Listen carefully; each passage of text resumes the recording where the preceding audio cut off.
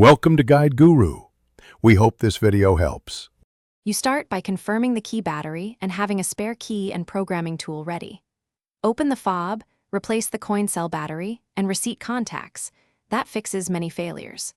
Once done, test lock/unlock within 3 feet of the car to rule out range or antenna issues. If the fob still fails, locate your vehicle's programming sequence. Some cars need an existing working key to enter learn mode. Make sure your car's battery is healthy before proceeding with reprogramming. You now perform the reprogramming steps exactly as required by the manufacturer. Insert a working key, turn ignition on then off in the specified pattern. Many systems use 5 to 8 cycles to enter programming mode.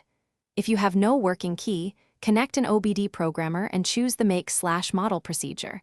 This writes the transponder ID directly. During the process, monitor fob LEDs and cluster chimes.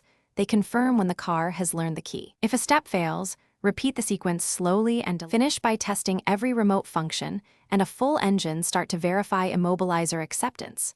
Once confirmed, program any additional keys while still in learn mode. This prevents erasing earlier keys.